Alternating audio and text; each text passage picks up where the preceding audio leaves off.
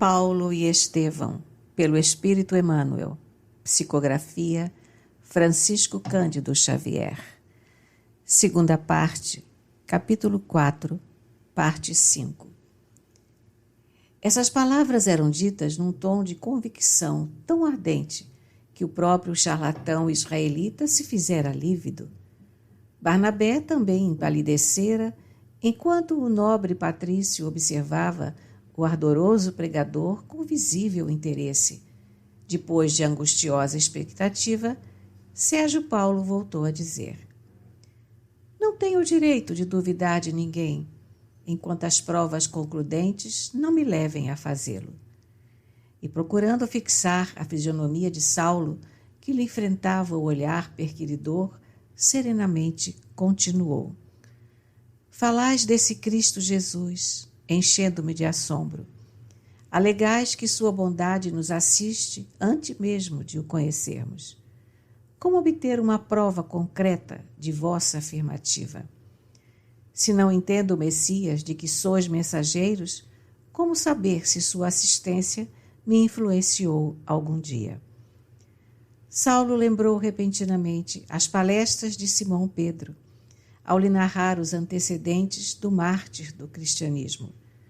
Num instante, alinhou os mínimos episódios e, valendo-se de todas as oportunidades para destacar o amor infinito de Jesus, como aconteceu nos menores fatos da sua carreira apostólica, sentenciou com singular entono: Procônsul, ouvi-me, para revelar-vos, ou melhor, a fim de lembrar-vos a misericórdia de Jesus de Nazaré, o nosso Salvador, chamarei vossa atenção para um acontecimento importante. Enquanto Barnabé manifestava profunda surpresa em face da desassombrada atitude do companheiro, o político aguçava a curiosidade. Não é a primeira vez que experimentais uma grave enfermidade. Há quase 10 anos, ao tentardes os primeiros passos na vida pública, embarcastes no porto de Cefalônia em demanda dessa ilha. Viajáveis para Cítium, mas antes que o navio aportasse em Corinto, fostes acometido de febre terrível, o corpo aberto em feridas venenosas. Brancura de cera estampava-se no semblante do chefe de Neapafos. Colocando a mão no peito, como a conter as pulsações aceleradas do coração, ergueu-se extremamente perturbado. Como sabeis tudo isso? Murmurou aterrado. Não é só, disse o missionário sereno, esperai o resto. Vários dias permanecestes entre a vida e a morte. Debalde os médicos de bordo comentaram vossa enfermidade. Vossos amigos fugiram. Quando ficastes de todo abandonado, não obstante o prestígio político do vosso cargo, o Messias Nazareno vos mandou alguém, no silêncio de sua misericórdia divina. O procônsul, com o despertar das velhas reminiscências, sentia-se profundamente comovido. Quem teria sido o mensageiro do Salvador? Prosseguia Saulo, enquanto Barnabé o contemplava com inaudito assombro. Um de vossos íntimos? Um amigo eminente? Um dos colegas ilustres que presenciavam vossas dores? Não, apenas um escravo humilde, um serviçal anônimo dos remos homicidas. Gesiel velou por vós, dia e noite. E o que a ciência do mundo não conseguiu fazer, fê-lo o coração empossado pelo amor do Cristo. Compreendeis agora?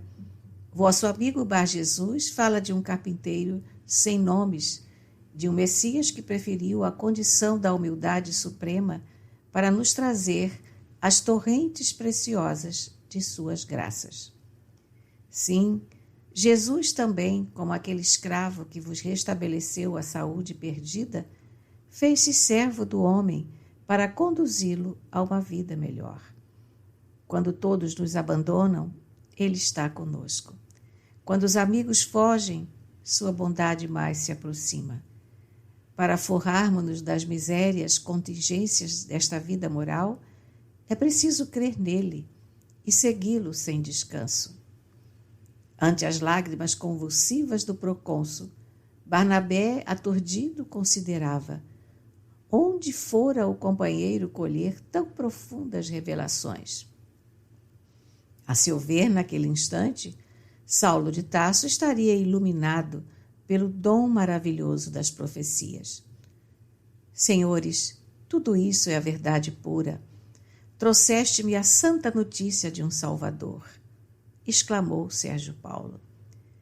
Reconhecendo a capitulação do generoso patrício que lhe recheava a bolsa de fartos recursos, o mago israelita, apesar de muito surpreso, exclamou com energia: mentira! São mentirosos. Tudo isso é obra de Satanás. Estes homens são portadores de sortilégios infames do caminho. Abaixo a exploração vil. A boca lhe espumava, os olhos rebrilhavam de cólera. Saulo mantinha-se calmo, impassível, quase sorridente. Depois, timbrando forte: acalmai-vos, amigo. A fúria não é amiga da verdade e quase sempre esconde inconfessáveis interesses. Acusai-nos de mentirosos, mas nossas palavras não se desviaram uma linha da realidade dos acontecimentos. Alegais que nosso esforço procede de Satanás. No entanto, onde já se viu maior incoerência? Onde encontraríamos um adversário trabalhando contra si mesmo? Afirmais que somos portadores de sortilégios. Se o amor constitui esse talismã, nós o trazemos no coração, ansiosos por comunicar a todos os seres sua benéfica influência. Finalmente, lançais a nós outros a pecha de exploradores sagazes. Quando aqui viemos, chamados por alguém que nos honrou com sinceridade e confiança, e de modo algum poderíamos oferecer as graças do Salvador a título mercatório. Seguiu-se acalorada discussão. Bar Jesus fazia empenho em demonstrar a inferioridade dos intuitos de Saulo, enquanto este se esforçava em timbrar nobreza e cordialidade. Embalde, o procônsul tentava dissuadir o judeu de continuar na requesta e naquele diapasão.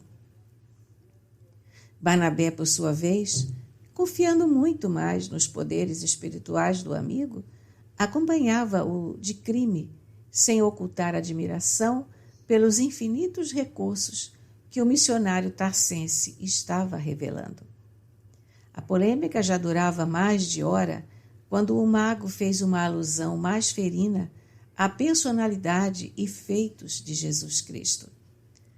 Em atitude mais enérgica, o apóstolo sentenciou: tudo fiz por convencer-vos sem demonstrações mais diretas, de maneira a não ferir a parte respeitável de vossas convicções. Todavia, estáis cego, e é nessa condição que podereis enxergar a luz.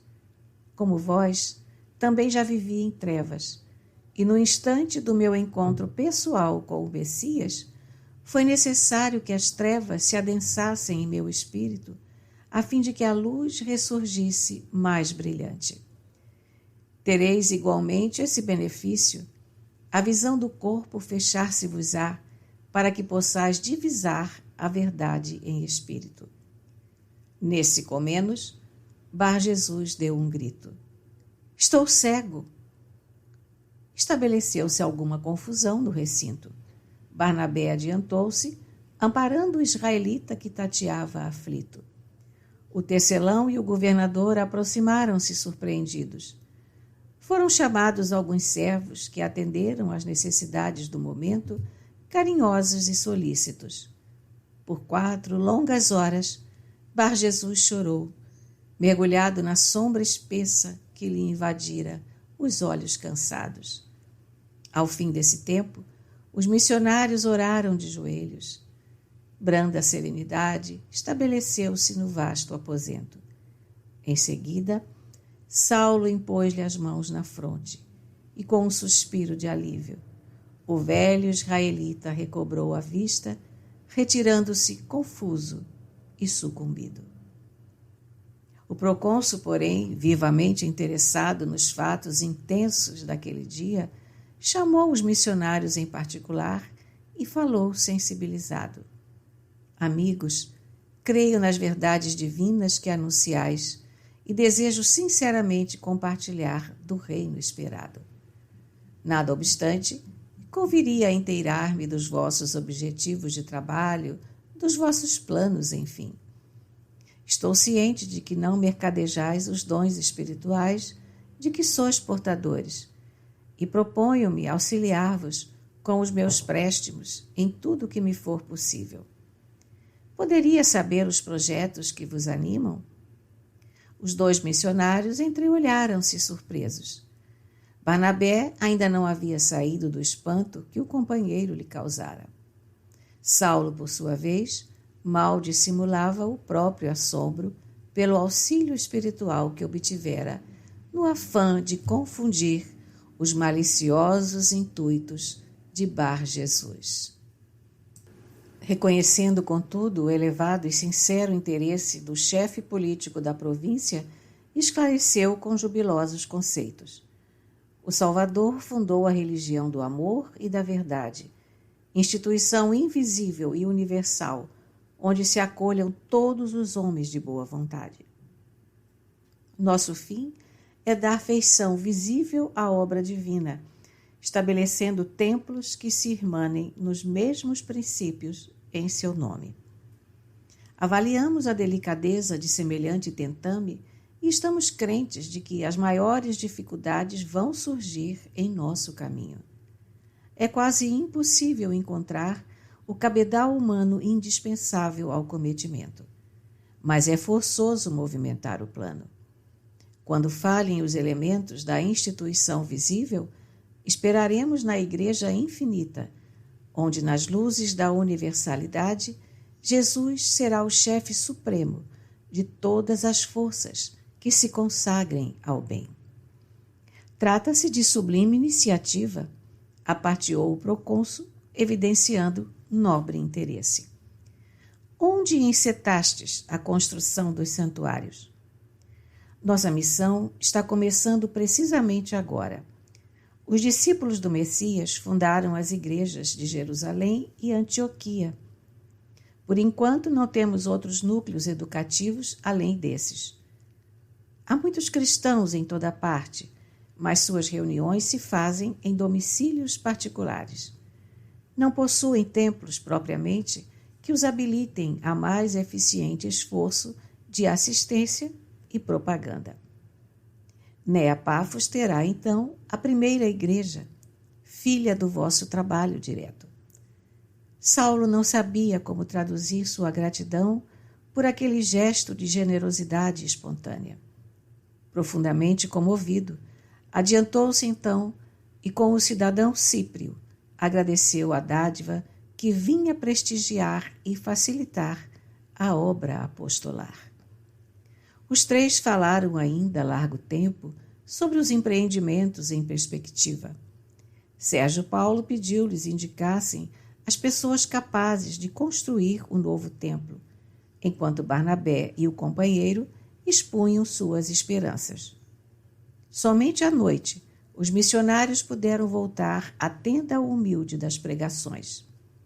Estou impressionado, dizia Barnabé, recordando o ocorrido. Que fizeste? Tenho para mim que hoje é o dia maior da tua existência. Tua palavra tinha um timbre sagrado e diferente. Anima-te agora, o dom das profecias. Além disso, o Mestre agraciou-te com o poder de dominar as ideias malignas. Viste como o charlatão sentiu a influência de energias poderosas quando fizeste o teu apelo? Saulo ouviu atento e com a maior simplicidade acentuou. Também não sei como traduzir meu espanto pelas graças obtidas. Foi pelo Cristo que nos tornamos instrumentos da conversão do procônsul, pois a verdade é que de nós mesmos nada valemos.